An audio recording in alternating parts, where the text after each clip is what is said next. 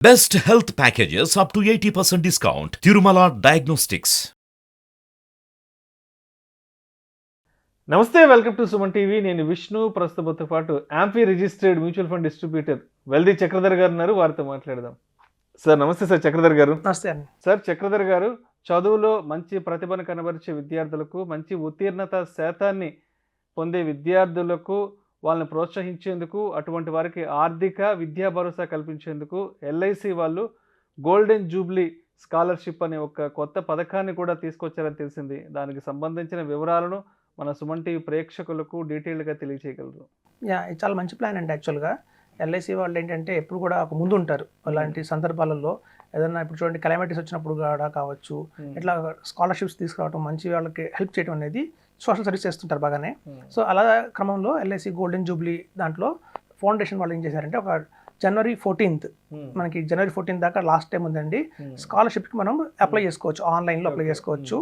అయితే ఇది ఎలా ఇస్తారు అంటే, ఎవరైతే 10th క్లాస్ కావచ్చు, ఇంటర్మీడియట్ కావచ్చు పాస్ అయ్యి, ఇప్పుడు 10th క్లాస్ పాస్ అయిన వాళ్ళు ఇంటర్మీడియట్కి వెళ్ళే టైంలో కావచ్చు, ఇంటర్మీడియట్ పాస్ అయ్యి గ్రాడ్యుయేషన్కి వెళ్తున్న వాళ్ళు కావచ్చు, దీనికి అప్లై చేసే అర్హత ఉంది.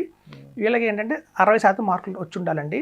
అలాగే కుటుంబం మొత్తం మీద ఇన్కమ్ ఆదాయం ఎంత అంటే 2.5 లక్షల లోపు ఉండాలి సంవత్సర ఆదాయం. ఇప్పుడు చూడండి, ఒక తండ్రికి 20,000 నెలకు వచ్చింది, అలాగే తల్లి కూడా ఎక్కడ పనిచేసి ఒక 10,000 వచ్చింది అనుకోండి, అలా సరిపోదు. అంటే చాలా మంది ఏమనుకుంటారంటే, కుటుంబం యజమానికి 20,000 అంటే అర్హత అనుకుంటారు.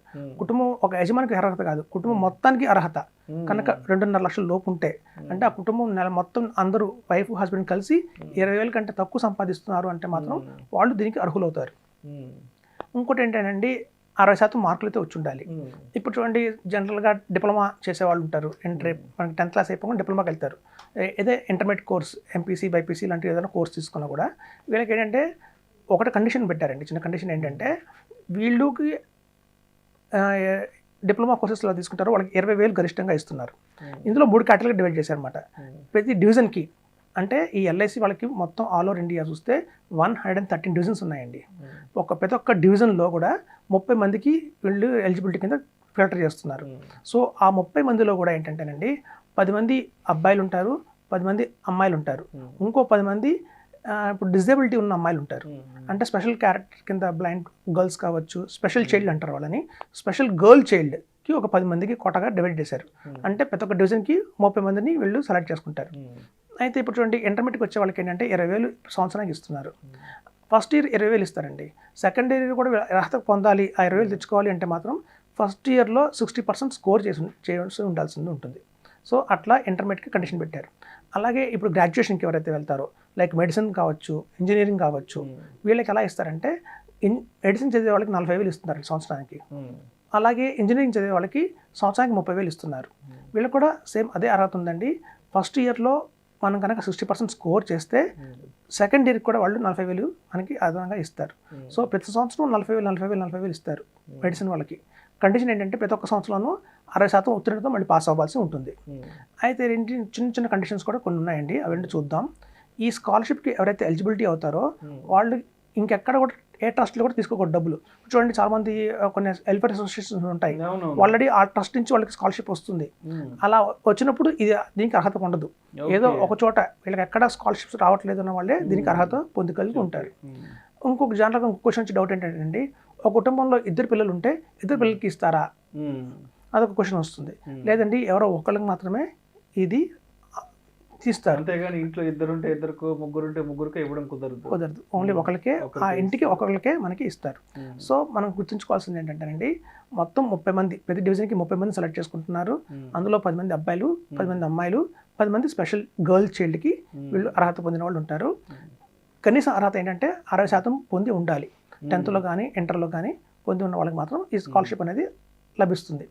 అదేవిధంగా ఈ పాస్డ్ అవుట్ అనేది ఎప్పుడు కంప్లీట్ అయి ఉండాలంటారు? ఇది 2022-23 అండి. అంటే లాస్ట్ ఇయర్ ఎవరైతే పాస్ అయి ఉన్నారో వాళ్ళు దీనికి అర్హత పొందిన ఉంటారు.